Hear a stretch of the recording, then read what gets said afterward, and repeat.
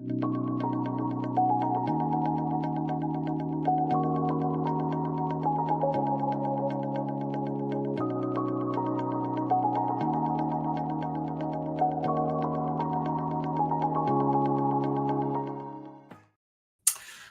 morning. It's Friday, May 23rd. The multi-front war in the Middle East is now 595 days old. I'm your host, Jonathan Schanzer. Welcome back yet again to the FDD Morning Brief. Sad days here in Washington following the murder of two innocents outside the Capitol Jewish Museum. They had just attended an event about humanitarian aid and coexistence when their lives were cut short. I'm thinking right now about the victims' families. I'm also thinking about their friends, some of whom work at FDD. I'll talk about this preventable tragedy in just a few short minutes. If you're a regular listener, you know I have a bee in my bonnet as it relates to Qatar. And no, it's not just because of that luxury jet that shouldn't have been gifted to the United States. It should have been gifted to me. I'm thinking actually really about how the Gulf Emirate throws its wealth around to buy influence, especially in American classrooms. Today's guest is Brandy Shufutinsky, director of FDD's new education and national security program. Brandy's going to break down how foreign cash from Qatar and others is quietly shaping what students learn in K through 12 classrooms and beyond. Crazy stuff. Stay tuned for our conversation coming your way in just a few short minutes. You know their names. Yaron Lashinsky and Sarah Milgram. They were gunned down in cold blood by Elias Rodriguez, a deranged 31-year-old extremist who was apparently influenced by the radical rhetoric of the last 595 days, if not much longer. Death to Israel, death to Zionists, free Palestine from the river to the sea. These are the refrains of the radical left and the Islamist right here in the United States. They've been chanting this stuff daily since the October 7th attacks. We all knew where this was going. I mean, how could we not? But we were told it was free speech, and so it continued. Turns out free speech comes at a price, and I'm no longer willing to pay it. I get the First Amendment concerns. Better than most, in fact. I've been sued twice on First Amendment grounds, and I vehemently believe in the right to free expression. But this is worse than yelling fire in a movie theater. It's a dog whistle for anti-Semitic violence. Right from the jump, the Trump administration vowed to fight this garbage. They set up Task Force 10-7, and I'm glad they did. But 5 months later, what do we have to show for it? It's time for more money, more resources, more oversight, and above all, more urgency. So let's get after the worst actors, and let's hope we don't have to pay another insanely high price for inaction again. Oh, and don't tell me this thing is not connected to the campus protests. Your gaslighting isn't fooling anyone.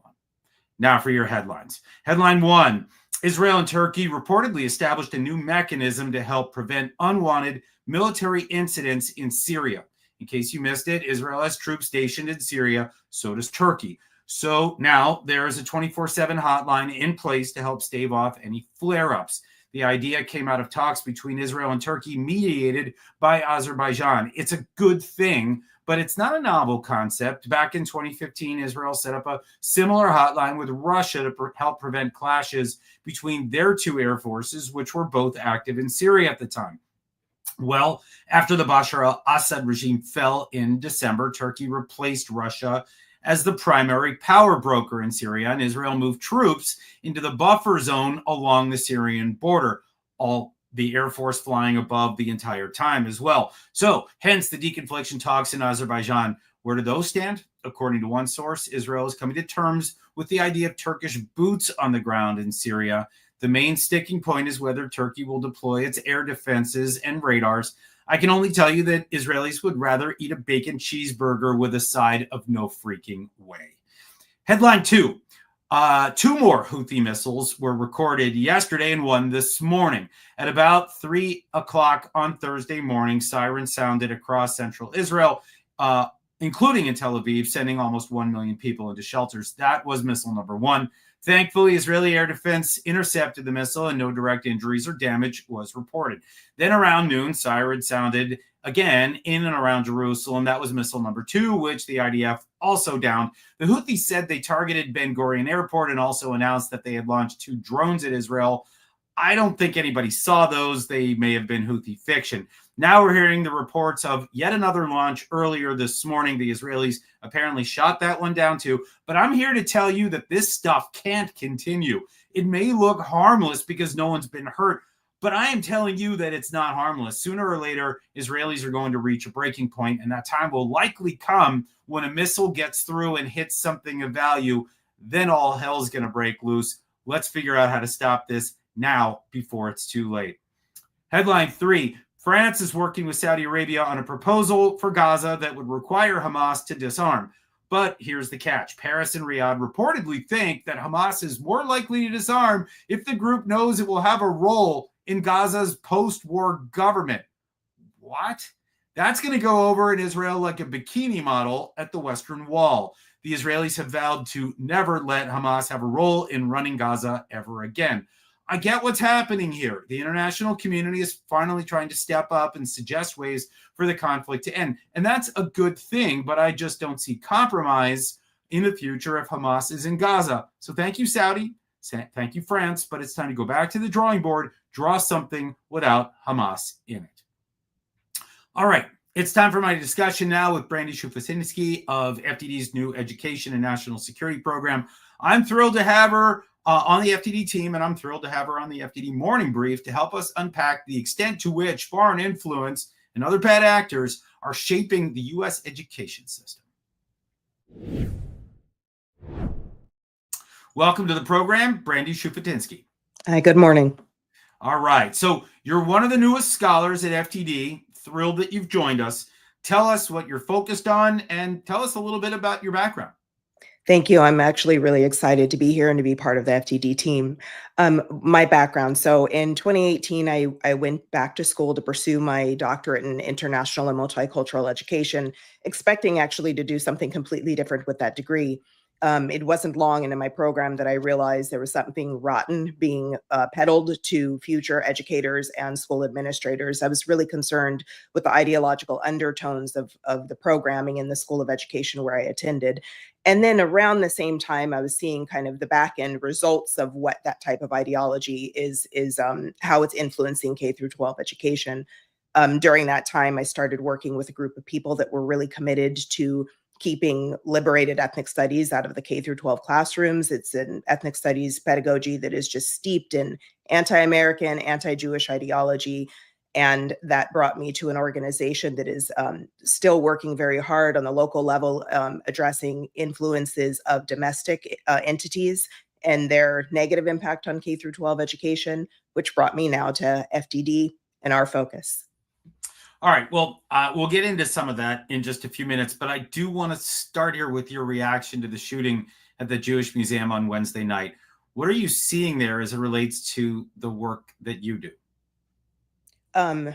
Besides the obvious tragedy of these two young people with their entire lives ahead of them being targeted and murdered in cold blood because of who they are and what they represent as Americans, as Jews, as Zionists, besides that obvious tragedy, I think what we saw is speech turning into conduct, which seems to be something that has been minimized by some university administrators, unfortunately also by some elected officials who keep using this free speech shield to ignore the fact that these types of dog whistles will ultimately lead to the type of violence that we saw in DC. Totally agree. Tell me, all right, let's get into the new program. Tell me about the new program, what you're trying to accomplish, and how are you accomplishing it?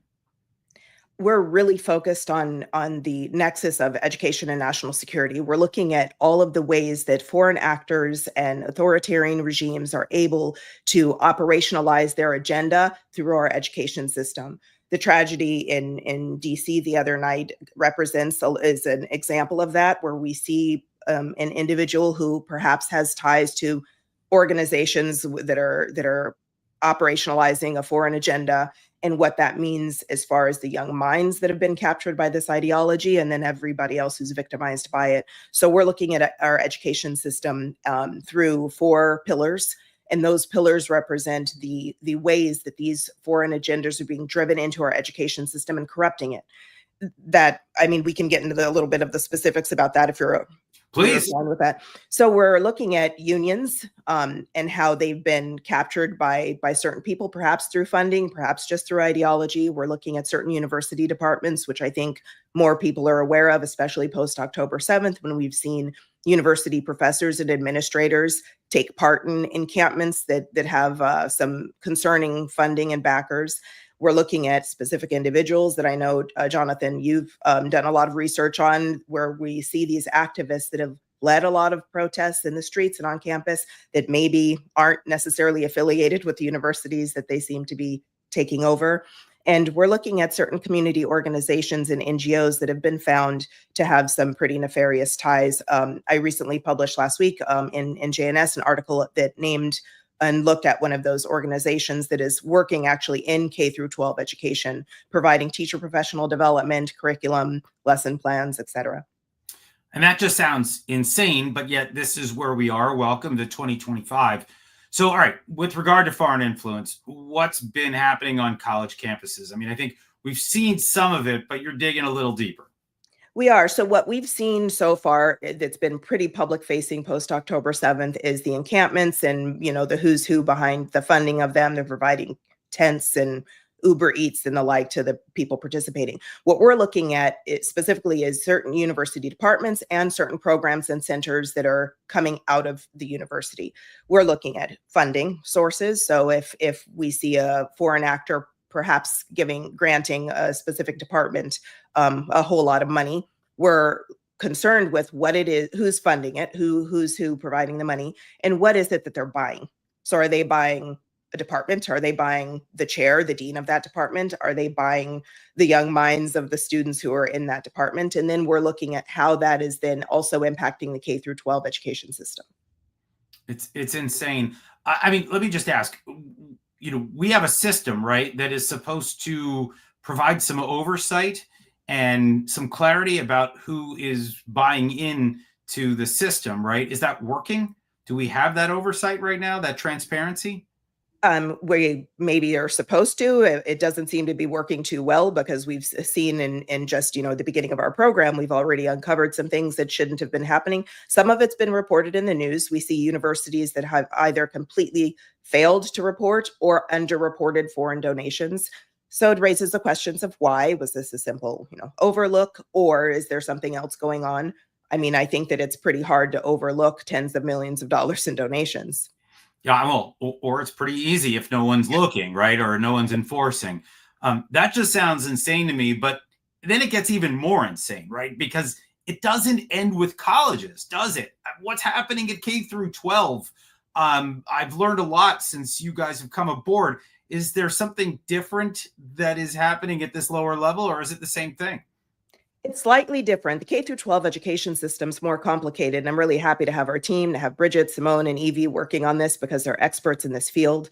The K through 12 system's oversight is more local and state level than federal. Universities, federal oversight can pretty much handle what should be going on university campus. In K through 12, it's different, because there are more people that are supposed to be responsible and accountable to what's happening in K through 12. There are less eyes on it.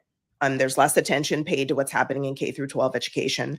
There are a lot of people that suggest certain fixes, but the influences on K through 12 are vast. That includes the unions. That includes where teachers go to get training. Are they going overseas? We know there are a lot of international conferences.